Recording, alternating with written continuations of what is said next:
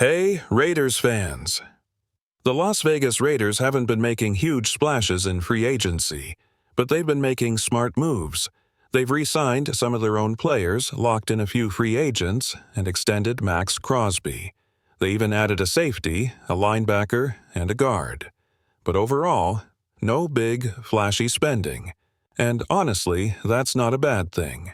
Before we get into the latest updates, make sure to subscribe to the channel, hit that like button, and turn on the bell icon so you never miss breaking news from the Raiders.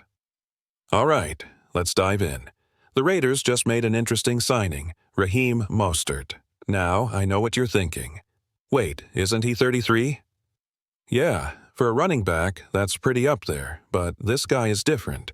Early in his career, he was mostly a special teams player. Then, out of nowhere, he exploded with the 49ers, carried that success to the Dolphins, and in 2023, he scored 21 total touchdowns. Now, he didn't play as much in 2024, but he's still got juice. And for the Raiders to sign him on a one-year, $2.1 million deal, that's a steal. Low risk, high reward.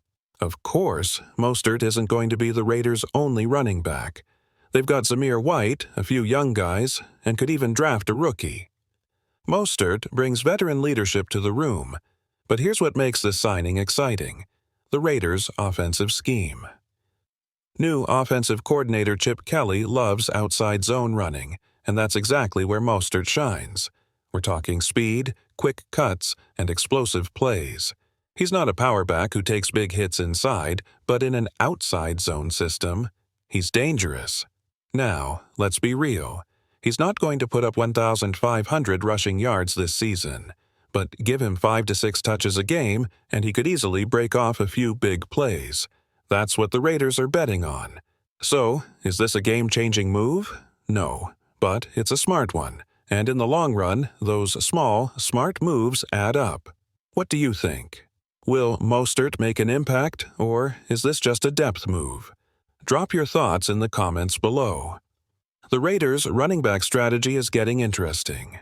Bringing in Raheem Mostert isn't just about adding a veteran, it's about bringing in experience that could help develop the younger guys.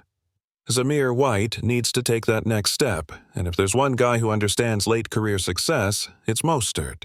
He didn't dominate early in his career, but when he finally got his shot, he made it count.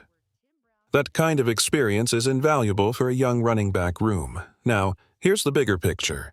The Raiders still need to draft a running back, maybe even 2.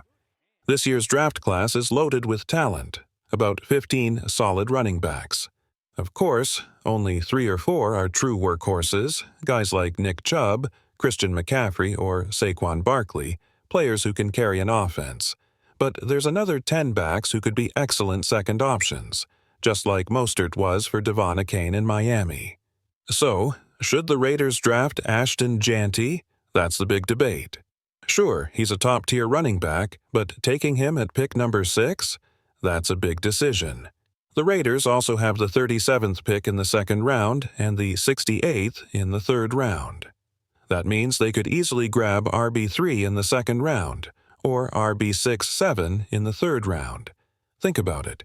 If you draft a right tackle at pick 6, he could play for 15 years. A running back? Best case scenario, you get 5 to 8 good seasons. That's why teams hesitate before using a high pick on a running back. Of course, if all the top receivers, tackles, cornerbacks, and edge rushers are gone, and the best available player is a running back, then the Raiders might just pull the trigger. But is that the smartest move? What do you think? Should the Raiders take Jeanty early or wait and grab a solid back later? Drop your thoughts in the comments below.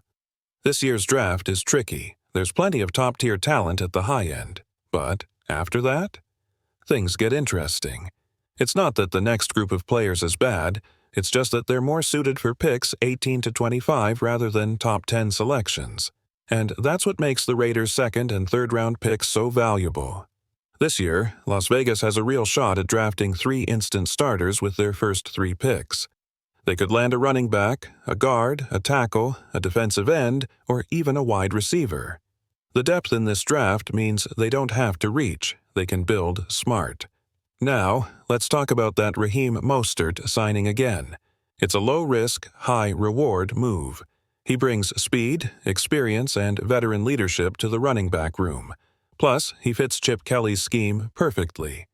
The Raiders are clearly planning to lean into outside zone runs, and Mostert thrives in that system. But here's the big question. What's next? Should the Raiders focus on offense in the draft, or should they load up on defensive playmakers? Now, here's something nobody saw coming. Gardner Minshew to the Kansas City Chiefs. Yeah, you heard that right. The Raiders let him go, and just like that, the Chiefs scooped him up on a one-year deal. At first, it seemed unlikely. After all, Minshew was released due to a failed physical, meaning his health was a concern. Many expected him to sit in free agency for months. But Kansas City didn't wait. They saw something in him. And get this, Chiefs fans are excited. Some are even saying he's the best backup they've ever had. That's a bold statement, but it kind of makes sense. Patrick Mahomes is already elite, but Andy Reid? That man is an offensive mastermind. If there's one place where a quarterback like Minshew can rebuild his career, it's Kansas City. We've seen this happen before. Sam Darnold went to the 49ers, learned under Kyle Shanahan, and suddenly became a hot commodity. Then, he joined the Vikings under Kevin O'Connell, another McVay, Shanahan system guy, and his career got a second wind. Could Minshew follow that same path? The Raiders let him walk, but will they regret it if he turns into something special in Kansas City? Let's talk about it in the comments. We've seen it before. Quarterbacks like Baker Mayfield and Geno Smith were written off, only to revive their careers in the right system. Could Gardner Minshew be next? Let's be real. Coaching matters. After spending time under Luke Getsy, Minshew probably understands just how big of a difference a great offensive mind can make. Now, he's in Kansas City, learning from Andy Reid, one of the best offensive coaches of all time. And here's a wild thought. What if Minshew actually gets a chance to play? Would that finally settle the debate on just how much of Mahomes' success is because of Reid's system? Speaking of players on the move, let's talk about K'Lavon Chaisson. The Raiders had a decision to make this offseason. Should they bring him back or let him walk? Some fans were upset when he signed a $5 million deal with the Patriots, wondering why the Raiders didn't offer just a little more to keep him. But here's the bigger picture. The Raiders have options. They already re-signed Malcolm Kuntz, but it's only a one-year deal. That's great for both sides. He gets to prove himself, and the team keeps their flexibility. But what happens after this year? Then there's Tyree Wilson. He's a power-based rusher, and while that worked in college, the NFL is a different beast. The Raiders need to decide if they truly believe in his potential or if he's just not the guy. And here's the wild card. New defensive coordinator, new vision. John Spytek might not even be sold on Wilson. For all we know, he could trade him away and go after a new edge rusher in the draft. So the question is, should the Raiders draft a pass rusher at pick 6? Some fans argue they should have just paid Chaisson instead of gambling on a rookie. Others believe the draft is the way to go. Guys like Abdul Carter and other top pass rushers could be available. What do you think? Should the Raiders stick with what they have, draft a new weapon, or make a surprise trade? Let's talk about it. K'Lavon Chaisson is making a smart move. He's betting on himself. With the Patriots, he won't be buried on the depth chart like he would have been with the Raiders.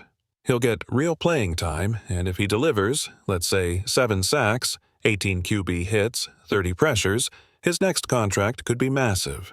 We're talking $15 million per year kind of massive, and that's the gamble. He's choosing to prove himself for one season, then cash in when the market opens. Now, let's flip the perspective. What does this mean for the Raiders? They've got Max Crosby locked in and Malcolm Kuntz on a one-year deal. That's fine for now, but what about the future? The best-case scenario is Tyree Wilson finally steps up. The worst case?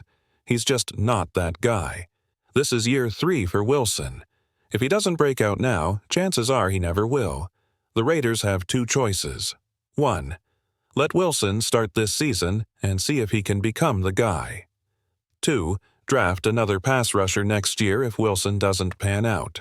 But drafting an edge rusher this year? Bad value.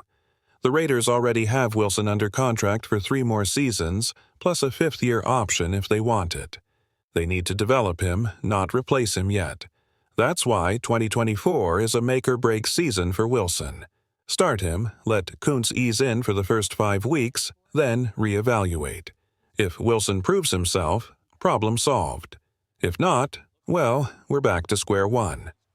Meanwhile, credit to Chasson. His career looked done. He went from being a first-round pick with the Jaguars to having his replacement drafted, then becoming a backup. After getting cut by Carolina, he barely made it to an NFL roster.